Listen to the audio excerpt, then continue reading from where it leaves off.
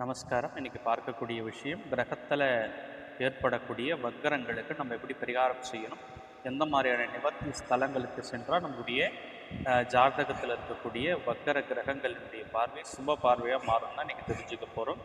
So video skip பண்ணாமல் ஃபுல்லாக பாருங்கள். ப்ளஸ் நம்மளுடைய சேனலை சப்ஸ்கிரைப் பண்ணிவிட்டு பாருங்கள். அதாவது வக்கரம்னாலே ஒரு ஜாதகத்தில் ஒரு கிரகம் வான் போட்டிருப்பாங்க கீழே ப்ராக்கெட்டில், நீங்கள் உங்கள் ஜாதக நோட் எடுத்து பார்த்தா கூட தெரியும். அப்போ வக்ரத்துவம் பெற்றுச்சுன்னா அந்த காரகத்தினுடைய அதிபதியாக இருக்கக்கூடியவர் ஒரு சுப பார்வையை நமக்கு தரமாட்டாங்க, சுப பலனை தரமாட்டாங்க. அப்போ ஒரு அசுப பலனை தரக்கூடிய ஒரு ஆற்றலை பெற்றுடுவாங்க இந்த வக்கர பார்வை. வக்கரனாலே கெட்டு போன பார்வை. அப்போ அதில் சுப பார்வை கிடைப்பது என்பது முடியாத காரியம் இல்லை.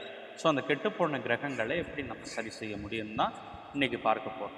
அதாவது திருவக்கரை என்ற ஒரு ஊரில் வக்கர காளியம்மன் ஒரு ஆலயம் இருக்குது. அது நம்ம சந்திரமௌலீஸ்வரர்னு சிவபெருமானுடைய ஆலயம். நம்மளுடைய திருநாவுக்கரசர்லாம் பாடல் பாடிய ஒரு வரலாற்று சிறப்புமிக்க ஸ்தலம் தான் அது.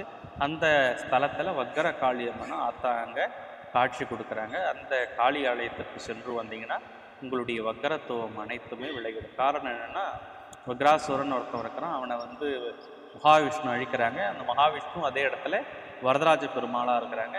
அவருடைய தங்கை அண்ணன் இறந்துட்டானேன்னு ரொம்ப கோபம் மகாவிஷ்ணுவை அழிக்கிறதுக்காக ரொம்ப வைராக்கியத்தோடு போகிறா. அவள் பேர் துன்முகி.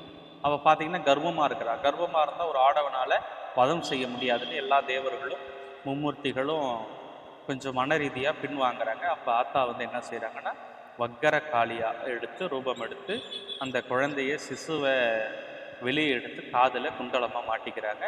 துன்முகியை வதம் செய்கிறாங்க. இதுதான் வக்கரகாளியினுடைய வரலாறு. அப்போ அந்த வக்கரகாளியம்மன் பார்த்தீங்கன்னா கொஞ்சம் சாய்ந்த திருமேனியாக அவருடைய சுதை சிற்பம் அமைக்கப்பட்டிருக்கும். அதில் எல்லாமே ஒரு இந்த கோயில் அமைத்த விதம் எல்லாமே ஒரு வக்கரத்துவமாக இருக்கும். சிவபெருமானுக்கும் நந்திக்கும் கொடிமரத்துக்கும் ஒரே நேர்கோடு இருக்காது, கொஞ்சம் விலகி இருக்கும். இந்த ஆலயத்தினுடைய நிழல் பார்த்தீங்கன்னா நமக்கு ரிவர்ஸில் விழும், அதாவது தலைகீழாக தெரியும். அப்போ இன்னொரு அதிசயம் அந்த ஆலயத்தில் என்னன்னு பார்த்தீங்கன்னா, சந்திரமௌலீஸ்வரர்னு சந்திரனுடைய பாவத்தை போக்கிய சிவபெருமான் அங்கே இருக்கிறாங்க. அவங்களுடைய லிங்கத்தில் பார்த்தீங்கன்னா 3 முகங்கள் இருக்கும். அதுதான் அங்கே மூலவர். அந்த 3 முகங்களும் பார்த்தீங்கன்னா கோடை காலம் நல்லா வெயில் அடிக்கும் போது அந்த லிங்கம் குளிர்ச்சியாக இருக்கும்.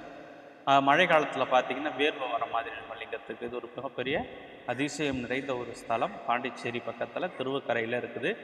தரிசனம் செய்ய நினைக்கிறவங்க தரிசனம் செய்துட்டு எலுமிச்சை மலைப்பாலை ஆத்தாளுக்கு கொடுக்கலாம், அல்லது செவ்வரளி பூக்கள் கட்டிக்கிட்டு போய் ஆத்தாளுக்கு கொடுக்கலாம், அல்லது எலுமிச்சை விளக்கால் நம்ம விளக்கு போட்டிங்கன்னா நம்மளுடைய வக்கரத்துவம் எல்லாம் பெற்று சாந்தி பெற்று நம்ம நல்ல சுபமான பார்வையை நமக்கு நட்சத்திரங்கள்